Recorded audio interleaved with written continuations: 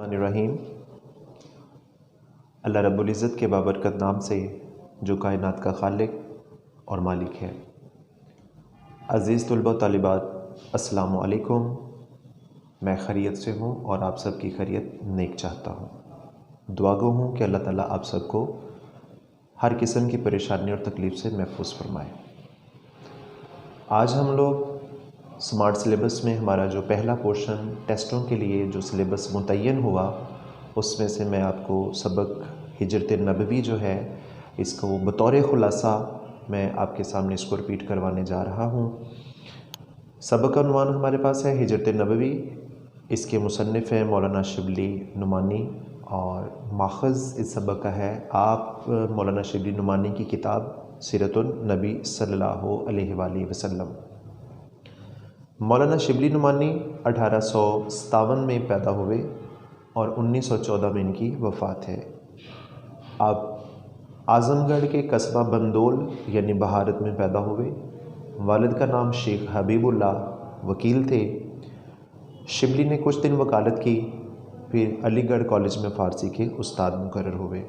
सबसे अहम बात ये है कि मौलाना शिबली नुमानी को सर सैयद हाली, मौसनुल मल्क और आर्नल्ड की सोहबत से फैज़ याब होने का मौका मिला। आपकी कोशिशों से लखनऊ में एक अहम अदारा कायम हुआ जिसका नाम निदवतुल उलमा है। आपने आज़मगढ़ में ही एक अजीम अदारा दारुल मुसन्निफ़ीन के नाम से कायम किया जो आज भी जारी है। शिबली नुमानी ने मुतअद्दिद तसानीफ़ लिखी। आपकी किताबें तारीख़ में अदब व असलूब के लिहाज से बुलंद मर्तबा और मुकाम रखती हैं। मौलाना शिबली नुमानी ने इस सबक हिजरत नबवी के अंदर आका किम सल्लल्लाहु की मक्की ज़िंदगी, आप सल्लल्लाहु की हिजरत के वाक़यात को, कुफ़ार मक्का के ज़ुल्म व सितम को बड़ी खूबसूरती के साथ बयान किया है। कुछ पॉइंट्स यहाँ मैंने अहम नुकात की सूरत में आपके सामने लिखे हैं। आप इन पॉइंट्स को जहन में रखेंगे तो इंशाअल्लाह आपका ख़ुलासा और आपके पैराग्राफ्स की जो तशरीह है वो अहसन तरीके से मुकम्मल होगी। ये पॉइंट्स आपके जहन में होंगे। ये पूरे सबक का ख़ुलासा और फिर उस ख़ुलासे का भी आप ख़ुलासा कह सकते हैं इसको। तो यहाँ पे मैंने पहला पॉइंट आपको दिया नबूवत का 13वां साल। तो आप लोग यहाँ से इसके ख़ुलासे को स्टार्ट करेंगे कि दिया गया उन्वान हमारी दरसी किताब उर्दू का सबक हिजरत नबवी है। इसके मुसन्निफ़ मौलाना शिबली नुमानी। आप उर्दू के बुलंद नसर निगार हैं। आपकी तसानीफ़ उर्दू अदब में आला मुकाम की हामिल हैं।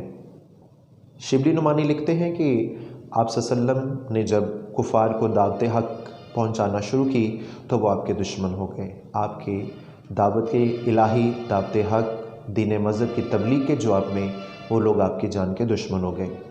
आप सल्लल्लाहु ने मुसलमानों को मक्का से मदीना, जिसका पुराना नाम यसरब था, उसकी तरफ हिजरत करने की इजाज़त दे दी, लेकिन ख़ुद आप सल्लल्लाहु अल्लाह के हुक्म के मुंतज़िर थे।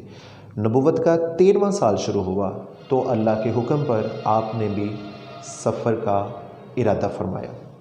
उस वक़्त आप सल्लल्लाहु के पास कुफ़ार मक्का की बहुत सारी अमानतें जमा थी और दूसरी तरफ कुफ़ार मक्का आप सल्लल्लाहु अलैहि वसल्लम को कत्ल करने की साजिश कर रहे थे। अबू जहल ने कहा कि तमाम कबाइल में से यानी जो ख़ानदान थे एक एक जवान को मुंतखब किया जाएगा और फिर ये सारा ग्रुप मिलकर आपके घर मुबारक पर हमला करेगा और आप जब बाहर तशरीफ़ लाएंगे तो आपको नाउज़ुबिल्लाह कत्ल कर दिया जाएगा। कुफ़ार ये साजिश करने के बाद आपके घर मुबारक का मुहासरा करके खड़े हो गए, लेकिन कुदरत को कुछ और मंजूर था। उसे अपने आखिरुज़्ज़मान नबी की हफाजत भी मकसूद थी, दुनिया का निज़ाम भी चलाना था और आपको सफ़र हिजरत करके मदीना भी जाना था। आपके पास उस वक़्त चूँकि बेशुमार अमानतें थी, कुफ़ार की आप सल्लल्लाहु पर एतमाद और आपके किरदार की ये बुलंदी थी कि वो अपनी कोई भी कीमती चीज़ जब रखनी होती तो वो अमानतन आपके सुपुर्द करते। आपने हज़रत अली रज़ियल्लाहु ताला अन्हु को तलब फरमाया और हुक्म दिया कि अली आज रात तो मेरे बिस्तर पर सो जाओ, मेरे पास ये लोगों की बहुत सी अमानतें हैं, सुबह लोगों को वापस दे के मेरे पीछे मदीने चले आना। हज़रत अली रज़ियल्लाहु ताला अन्हु फरमाते हैं कि वो रात मेरी ज़िंदगी की सबसे पुरसकून और ख़ूबसूरत रात थी। वो कांटों का बिस्तर जहाँ किसी को कत्ल किया जाना हो, लेकिन आज हैदर करार के लिए, फ़ातिह खैबर के लिए वो फूलों की सरज़मीन था। आप حضرت ابو بکر صدیق رضی اللہ تعالیٰ عنہ کے گھر پہنچے، انہیں ساتھ لیا اور سفر ہجرت پر نکل پڑے۔ مکہ سے باہر نکلے، ان دشمنوں کے درمیان سے مکہ کی طرف دیکھا، خانہ کعبہ کی طرف دیکھا اور فرمایا کعبہ تو مجھے دنیا میں سب سے عزیز ہے، لیکن تیرے فرزند یعنی کہ تیرے متولی، تیری دیکھ بھال کرنے والے مجھے یہاں رہنے نہیں دیتے۔ غار ثور میں قیام کے دوران حضرت ابو بکر صدیق رضی اللہ تعالیٰ عنہ کے خاندان کی خدمات کو فراموش نہیں کیا جا سکتا۔ آپ کے نوجوان بیٹے حضرت عبداللہ دن بھر مکہ میں کفار کی سازشوں کا، ان کے نئے نئے منصوبوں کا پتہ چلاتے، اور جب اندھیرا چھاتا تو غار ثور میں پہنچ کر تمام باتیں آپ کے گوش گزار کرتے۔ آپ کا غلام عامر بن فہیرہ غار ثور کے جبل ثور کے آس پاس پہاڑوں میں بکریاں چراتا، اور جو ہی شام ہوتی تو وہ تمام بکریوں کے لے کر غار کے قریب آ جاتا۔ اس طرح آپ صلی اللہ علیہ وسلم اور حضرت ابو بکر صدیق رضی اللہ تعالیٰ عنہ ان بکریوں کا دودھ پی کر گزارا کرتے۔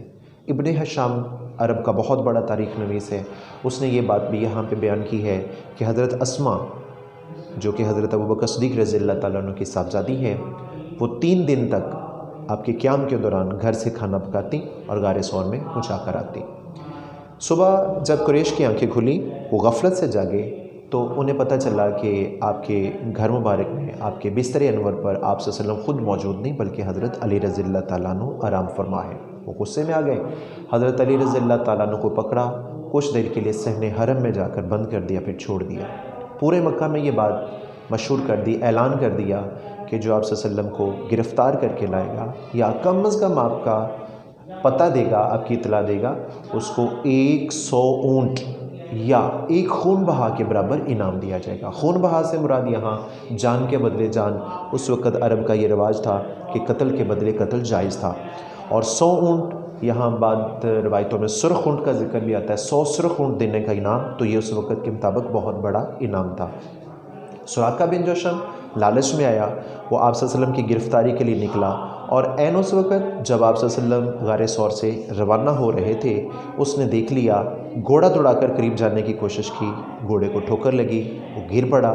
اس نے ترکش میں سے فال کے تیر نکالے کہ حملہ کرنا چاہیے یا نہیں، جواب میں نکلا حملہ نہیں کرنا چاہیے، لیکن 100 اونٹ کا انعام بہت بڑا تھا، اس لیے تیر کی بات ماننے کو دل نہ چاہا۔ وہ پھر گھوڑے پر سوار ہوا، آگے بڑھا، اب کی بار گھوڑے کے پاؤں گھٹنوں تک زمین میں دھنس گئے۔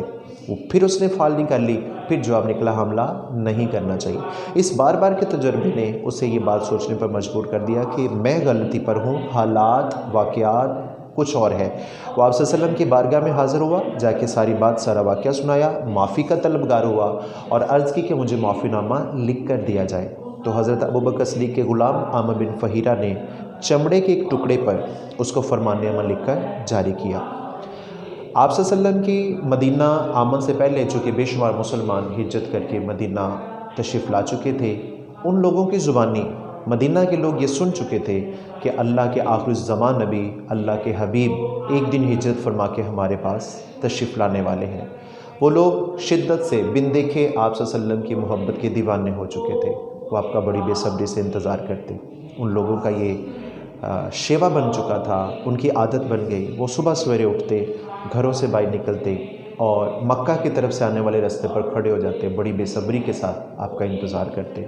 دوپہر تک جب وہ انتظار کرتے آپ صلی اللہ علیہ وسلم کا کوئی نام و نشان، آپ کی تشریف آوری کی کوئی علامات دکھائی نہ دیتی، تو وہ بڑے مایوس ہوتے اور اس امید کے ساتھ واپس پلٹ جاتے کہ آج نہیں تو کل انشاءاللہ اللہ کے نبی ہمارے پاس تشریف لانے والے ہیں۔ یہ ہوتا رہا۔ ایک دن جب مدینہ کے لوگ انتظار کرتے کرتے دوپہر کو واپس پلٹ رہے تھے، واپسی جا رہے تھے، تو ایک یہودی جو قدرے اونچی جگہ پر، قلعے پر، بلند مکان پر کھڑا تھا، اس نے دور سے دیکھا اور آپ صلی اللہ علیہ وسلم کو قرائن سے یا نشانیوں سے، آثار سے پہچانا اور بلند آواز سے پکارا، اے اہل مکہ مبارک ہو، تم اللہ کے جس نبی کا انتظار کر رہے تھے وہ تشریف لے آئے۔ جب اس یہودی نے یہ اعلان کیا تو مدینہ کا جوش اور خوشی کا عالم یہ تھا کہ پورا مدینہ شہر جو تھا وہ اللہ اکبر نعرہ تکبیر کی بلند آوازوں سے گونج اٹھا۔ چھوٹے بڑے، بچے بوڑھے، سبھی آپ صلی اللہ علیہ وسلم کی آمد، آپ کا دیدار پانے کے لیے اس راستے، اس منزل کی طرف آنکھیں بچھائے کھڑے تھے، اور چھوٹی چھوٹی بچیوں نے دف بجا کر طلع البدر علینا کا خوبصورت نذرانہ پیش کر کے یہ ثابت کیا کہ مدینہ کے لوگ آپ صلی اللہ علیہ وسلم کا بڑی بے صبری کے ساتھ انتظار کر رہے تھے۔ مدینہ کے لوگ مکہ کے مقابلے میں اسلام کی دعوت کو قبول کرنے کے لیے، پیغام حق کو برداشت کرنے کے لیے، پیغام حق کو قبول کرنے کے لیے زیادہ زرخیز تھے اور زیادہ تیار تھے۔ جی عزیز طلباء، اگر اس میں کوئی کسی قسم کی پرابلم ہو تو آپ گروپ میں شیئر کریں، ہم کسی بھی مسئلے کی صورت میں آپ کی مکمل رہنمائی کے لیے پوری کوشش کریں گے۔ السلام علیکم۔